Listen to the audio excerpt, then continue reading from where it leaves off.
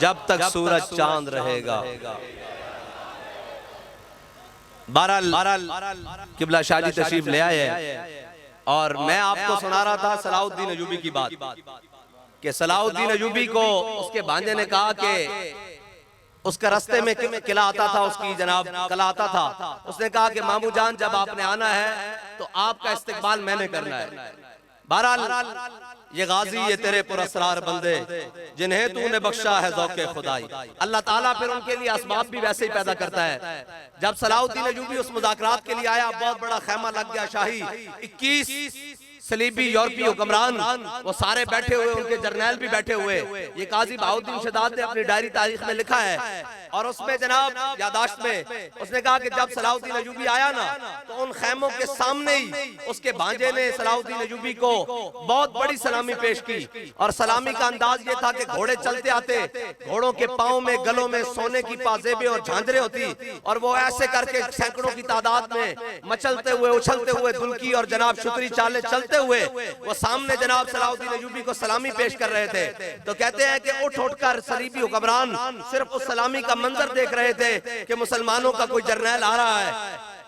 تو کہتے ہیں کہ مذاکرات کیا ہونے تھے، انہوں نے اپنی چال بنا رکھی تھی۔ جب صلاح الدین ایوبی آیا اور کرسی جناب صدارت پر بیٹھا، اور بیٹھ کر جب جناب مذاکرات شروع ہوئے تو سارے حکمرانوں نے جیسے ان کا کام تھا وہ سب صلاح الدین ایوبی سے ہر مارکے میں تو جوتے کھا چکے تھے، کہنے لگے صلاح الدین ایوبی آج جو تجھے سلامی پیش کی ہے، آج تو بڑی جناب کمال ہو گیا، تیرا شان و شوکت دیکھ کر، تیری کر و فر دیکھ کر ہمیں تو بڑا مزہ آیا ہے کہ واقعی کی ایک جرنیل کو اپنے حریفوں کے مقابلے میں اور دشمنوں سے مقابلے اس طرح ہی آنا چاہیے۔ صلاح الدین ایوبی نے جو الفاظ کہے نا وہ بڑے تاریخ میں سونے کے الفاظ سے لکھنے کے قابل ہے، سونے کے حروف سے لکھے جائیں، سونے کے پانی سے لکھے جائیں۔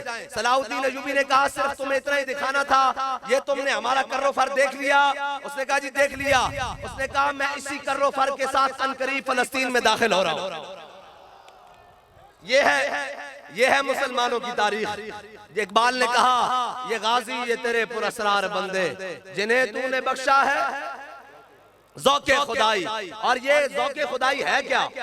کیا تو نے صحرا نشینوں کو یکتا، خبر میں نظر میں آذان سحر میں، اور طلب جس کی صدیوں سے تھی زندگی کو وہ سوز اس نے پایا انہی کے جگر۔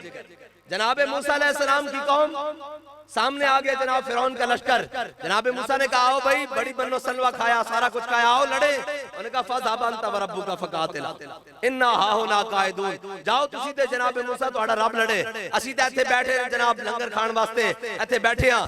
لیکن حضور دے غلامہ دی باری آئی تے میرے آقا مولا صلی اللہ تعالیٰ علیہ وسلم نے بلایا، فرمایا آؤ میرے غلاموں مشورہ کریے کی کرنا، ادھروں 25,000 دا لشکر لے کے جناب مکے والے آ رہے ہیں کی کریے۔ اور جناب میرے آقا مولا صلی اللہ تعالیٰ علیہ وسلم دے غلام حضرت سلمان فارسی اٹھے۔ حضرت سلمان فارسی تے جانتے ہو کون؟ جانتے ہو؟ حضرت سلیمان فارسی آئے وکدے وکاندے حضور دی بارگاہ، اور کسی نے بات چو تنزن پوچھا کیا سلمان تو آڑے والد دا نا کیے؟ فرمایا سلمان بن اسلام بن اسلام بن اسلام۔ فرمایا سلمان دا باپ بھی اسلام، دادا بھی اسلام، لکڑ دادا بھی اسلام۔